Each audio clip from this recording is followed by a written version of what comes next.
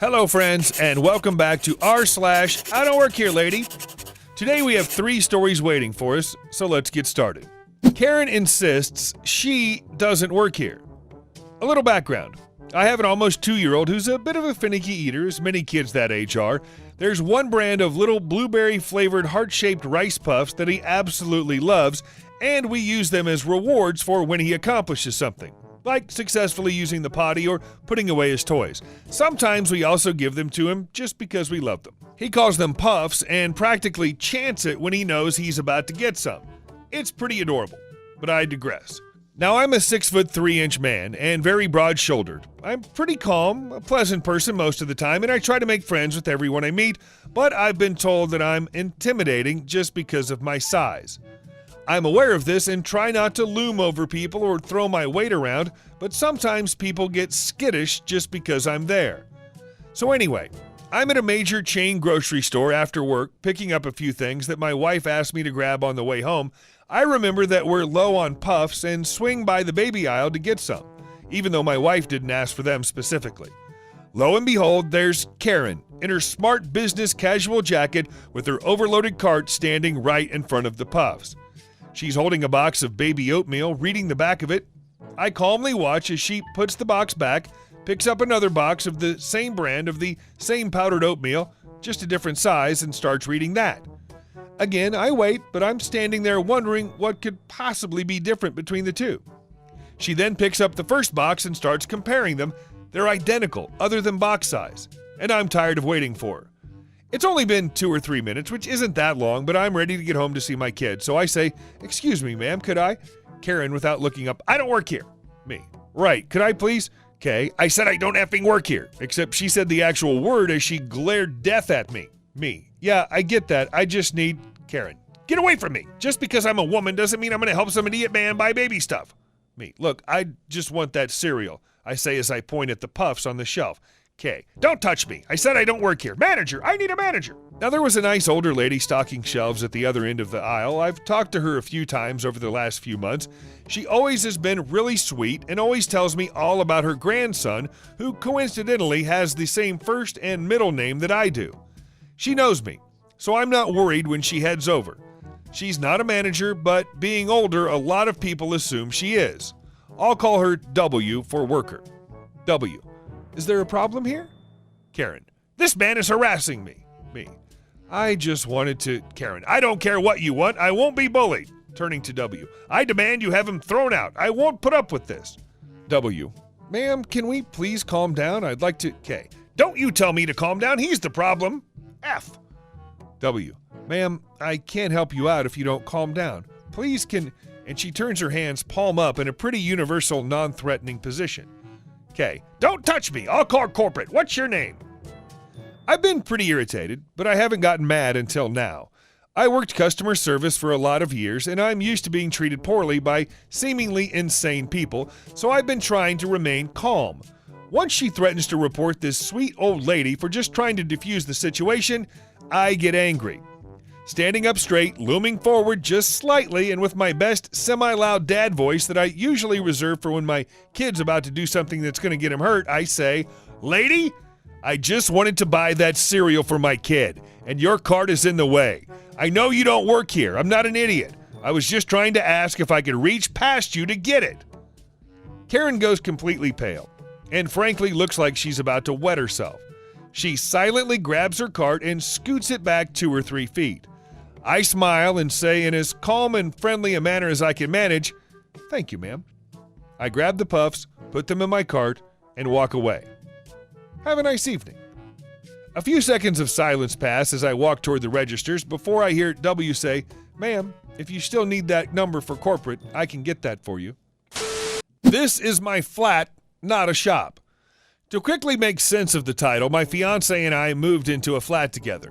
1-bedroom flat above a shop, which happens to be a tailor shop of some kind. It's a small place, but we turned this into our perfect home. That's another story of how we improved our home. Anyway, after a few months, we settled in and I was walking home from work, the perks of living very close to work. I work in a petrol station as part of a supermarket, so we have uniforms that clearly state that we work there. Anyway, so on the way to the flat, we unlock a big door that gets us into the main sort of building. This goes for all our neighbors. We have to keep that door locked at all times. Just then, there's a few stairs to our flat. Anyway, since this huge door we go through first happened to be right next to this tailor shop, minding my own business as usual, trying to get myself home, ready to chill out, I hear a lady call out to me as I was about to shut the door and lock it. I open the door thinking it's probably one of our neighbors who forgot a key or any of the neighbors' guests. As soon as I opened the door, a giant quilt was dumped into my arms. "Hello, my dear. I was wondering if you can patch up this hole in the corner of this for me. And I heard from a friend that you can make blankets out of old clothes as like a memory of people." I clocked on. This lady thinks I'm the owner of the tailor shop, which was closed. Me. "Oh, I'm sorry. I'm not the shop owner. The door to that's right there." I pointed to it and realized they were closed. And it's closed. The lady. "But you are the tailor shop, are you?" Me. "I'm afraid I'm not. I don't own it and I don't work there either." The lady pointing at my flat keys and the door which I just opened, which I can't wait to close. "Then what's this place then? You have to be the tailor's then." Me. "This is the door I go through to enter my flat. You know, where I live. I do in fact live above the tailor shop, but it doesn't mean that I own that too." The lady. "That's just ridiculous. Stop messing around. When can you sort out this quilt?" Now in my head I thought I can easily sew, and if I had a sewing kit I'd have it done for her just to make a bit of extra cash, but I didn't. Me. "Look," handing her quilt back, "I don't work or own the tailors." Pointing at my uniform and the logo on my jacket, "I work over there." Pointing to the supermarket where I worked a long butt shift since 6 a.m. I even opened my jacket and showed her my name badge and my clocking card to really prove to her that I worked somewhere other than the tailors. The lady said, "Oh, I'm so sorry, love. But do you know what time the shop will open?" Me. "I don't have the slightest clue, but I would guess tomorrow." I pointed at their telephone number advertised on the shop. "If you write down that number, it's best to try to call them to find out. Save you traveling all the way over here for nothing." The lady stormed off without a thank you for at least helping her. You're Filipino, so you must work here. This happened maybe 3 or 4 years ago. It's one of those interactions that I haven't forgotten. So first, a little background. My father used to work in China.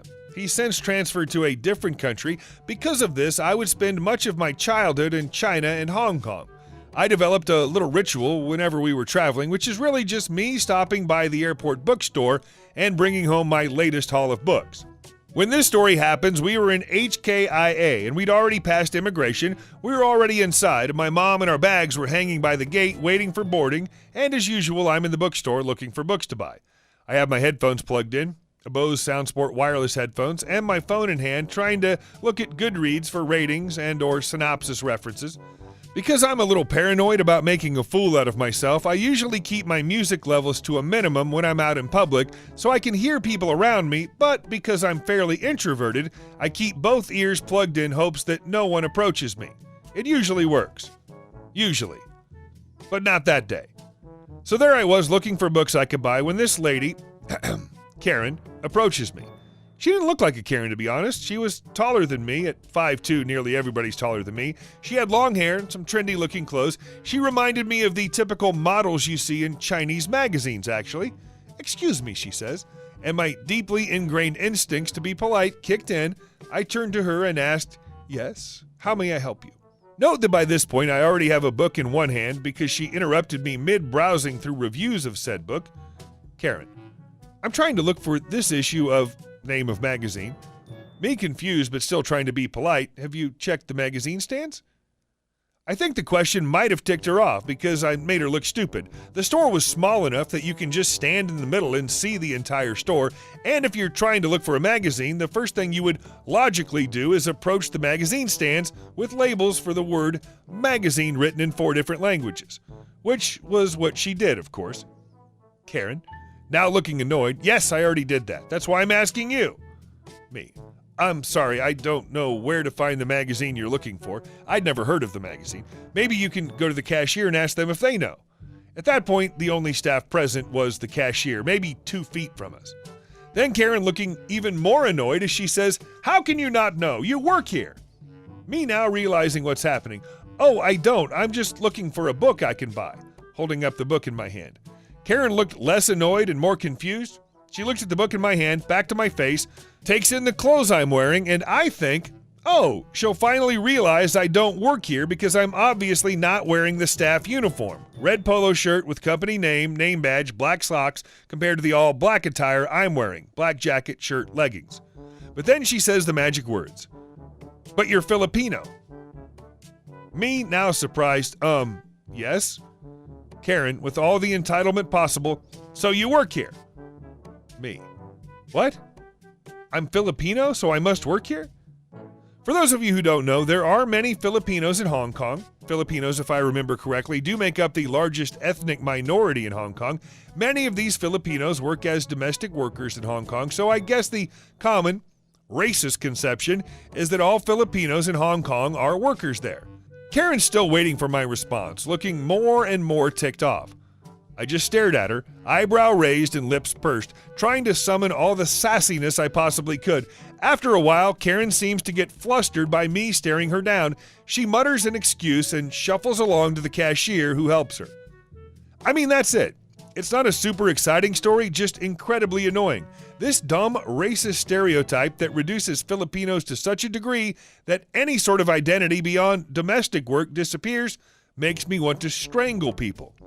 I have massive respect for overseas Filipino workers. I grew up knowing a whole network of OFWs because my dad's an OFW, and all these people have become our extended families, which is why I hate it when other people look down on Filipinos for being domestic workers overseas. Seriously, once upon a time, while attending international school-related event, somebody told us Filipinos aren't supposed to be good at English because we're domestic workers anyway. Story for another day under a different subreddit. But yeah, thanks for listening. Thank you very much for listening, and I hope you enjoyed it. And if you did, please be sure to leave a comment, like, and subscribe. I really appreciate it, and we'll see you soon.